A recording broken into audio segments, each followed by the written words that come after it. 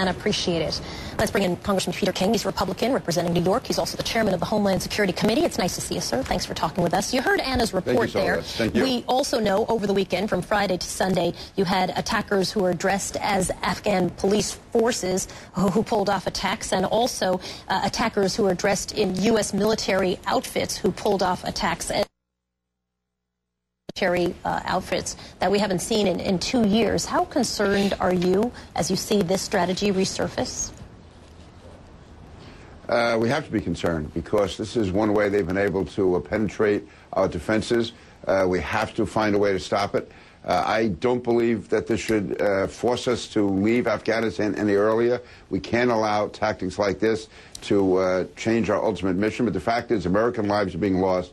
And I've actually called on the D&I, Director of National Intelligence, working with all the intelligence agencies to find out why this is happening. I know we had a meeting with General Petraeus on Friday. I know the CIA is giving it a lot of attention. But we have to stop this now, because we can't allow it's still a handful of people to drive our policy in Afghanistan or to stop our policy in Afghanistan. But again, I lost a constituent of mine just several weeks ago in one of these attacks, and it's bad enough when you're killed in battle, but to have it by people sneaking in, or actually people who are supposedly on our side turning against us, this can't be tolerated. Do we know at this point, are the attackers, do we know, are the attackers are actually U.S. trained, or is it sort of sneaking in and just getting access to military uniforms? We're told, by CNN colleagues have seen, those U.S. military uniforms for sale in open bazaars. Yeah, in this particular case, it could have been people just buying uniforms.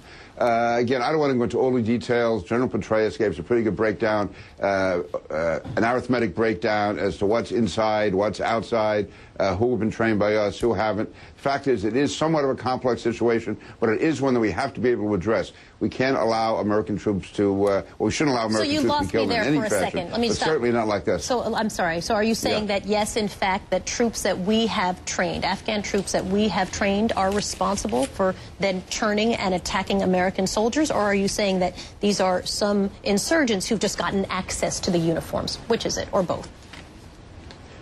It's a combination. I mean, there have been troops, there have been police in particular, who have been trained by us, working with us, who have turned against our troops. There have been others who have come in camouflaged as our allies, and others somewhere in between. Others are Taliban who have infiltrated into it, but there definitely have been, certainly with police, Afghan police, who have been trained by Americans, who have turned their guns on Americans. So then let's talk about Libya for a moment. We know that there have been some arrests, and I guess there were some people, a number of people brought in for questioning. Are we closer to tracking down the people who killed the Libyan American ambassador to Libya and 3 others?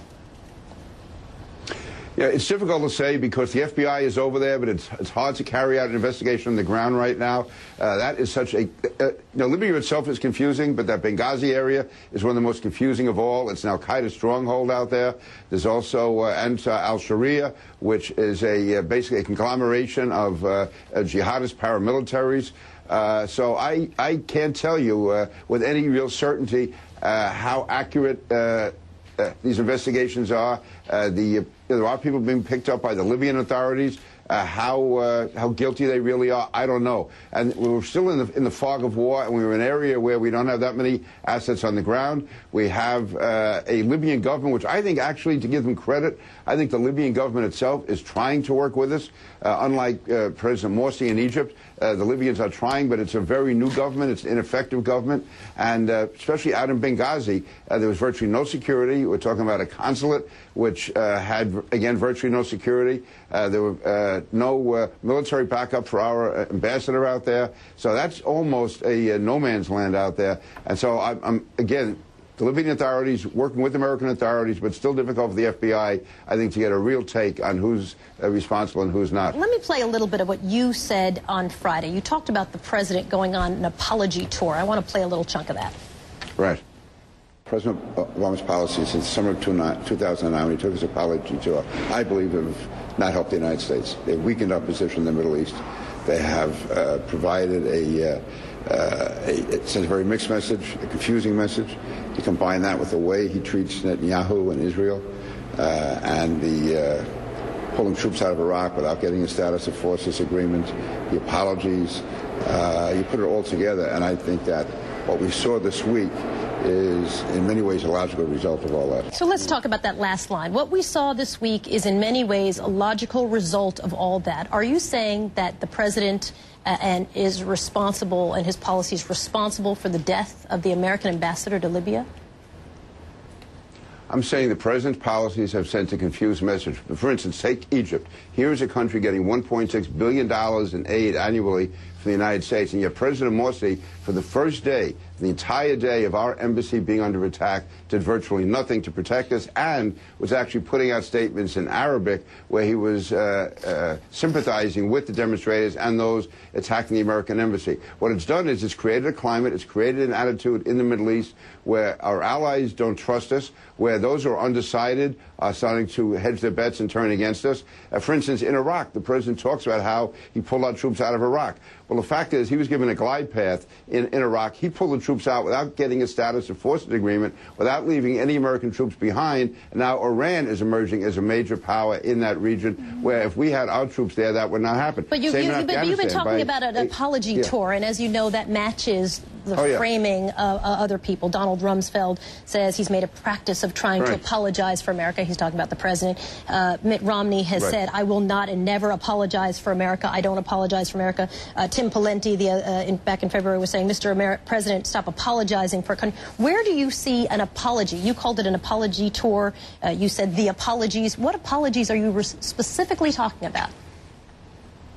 I would say when he was in Cairo in 2009, when he was basically apologizing for American policy, saying that American policy sometimes had gone too far, that how we had not lived up to our ideals. Never once in that speech, as you know, which I have the speech right here, so that was back. He never once used the word apology. He never once said, I'm sorry. You don't have to. The logical, any logical reading of that speech or the speech he gave in France, where he basically said that the United States can be too aggressive, talking to the French. That was on April 3rd in 2009. Right, but that's not apology. So people. It is. I can say. I do consider. We're apologizing for our position. We have nothing to apologize to the Muslim world at all. We have not sacrificed our ideals. He was overseas criticizing American officials and the CIA and others when he says that we lost our ideals. These are the people who kept us safe for 8, 9 years against Islamic terrorists. But everyone keeps talking about this apology tour and apologies from the president, and I'm trying to find the words "I'm sorry," "I apologize" in any of those speeches, which I have the text of all those speeches in front of me. None of those speeches at all. And if you go to factcheck.org, which we check in a lot, they'll say the same thing. They fact-check this, and they say this whole theory of apology. I don't care what fact-check Well, okay, they're a fact-checker. You may not care, but they're a fact-checker. No, I'm talking about, I know, and I'm reading the speeches.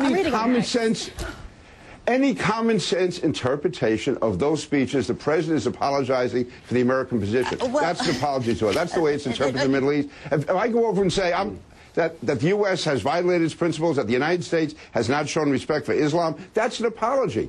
How else could it be interpreted? I think plenty of people are interpreting it as a nuanced approach to diplomacy is how some people are interpreting it. So I don't think that everybody agrees it's apology. I don't interpret it that way. I don't interpret it that way. And I think more importantly, our enemies don't interpret it that way. Well, I don't know that that's necessarily the case. I think that's what we're trying to figure out. Well, I think it is. And that's where we have an honest difference of opinion. Congressman, Ron Brownstein, can I ask you one quick question? If there was a Republican administration today, a President Romney, what would they be doing differently in response to this wave of protest that's emerged? First of all, we knew before the September 11th demonstrations in Cairo that they were going to occur. We would have made sure, I hope, that President Morsi was told that he had to have his security forces out on the street. Don't dare let anyone near the American embassy. Don't let them tear down the American flag. Don't let them put up an al-Qaeda flag. I would hope, and again, this was, I hate to play Monday morning quarterback on some security issues, but I hope we would have had more security in Benghazi when the ambassador went there. That, to me, on September 11th, to have no extra security in a stronghold, in an al-Qaeda stronghold in Libya, to me, appears to have been irresponsible. Again, I'm holding back on that only a little because I hate to be a Monday quarterback on security issues. But as far as President Morsi in Egypt, we had 24 to 48 hours notice that there could be demonstrations in Egypt, and we should have made sure that President Morsi moved and acted and did not allow that time to go by the way he did, putting American lives at risk. Well, Peter King, obviously part of the reason we have you on is so you can do a little Monday morning quarterbacking for us. So we appreciate your time this morning. Thanks for talking with us. Thank you. You bet.